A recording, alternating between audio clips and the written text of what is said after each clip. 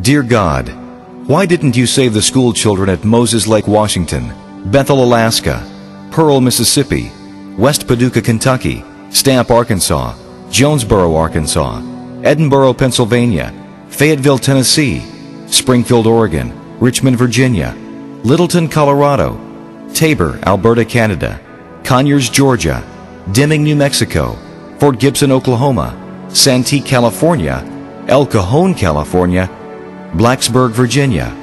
Sincerely, Concerned Student. Reply: Dear Concerned Student, I am not allowed in schools. Sincerely, God. How did this get started? I think it started when Madeline Murray O'Hare complained she didn't want any prayer in our schools, and we said, okay.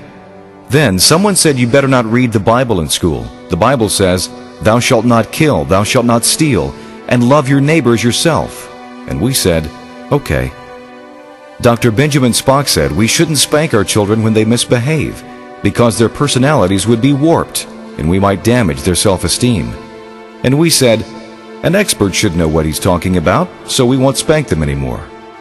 Then someone said, teachers and principals better not discipline our children when they misbehave.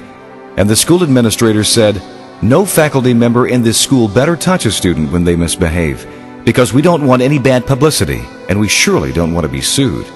And we accepted their reasoning. Then someone said, let's let our daughters have abortions if they want, and they won't even have to tell their parents. And we said, that's a grand idea. Then some wise school board members said, since boys will be boys and they're going to do it anyway, let's give our sons all the condoms they want so they can have all the fun they desire, and we won't have to tell their parents they got them at school. And we said, that's another great idea. Then some of our top elected officials said, it doesn't matter what we do in private as long as we do our jobs. And we said, it doesn't matter what anybody, including the president, does in private as long as we have jobs and the economy is good.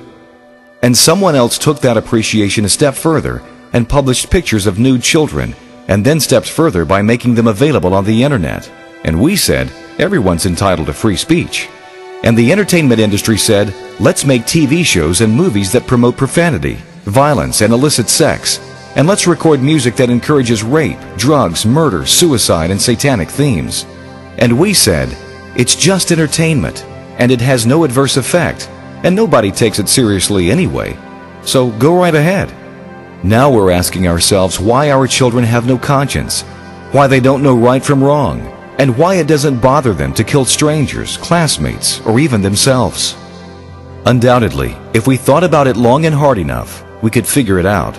Surely it has a great deal to do with we reap what we sow.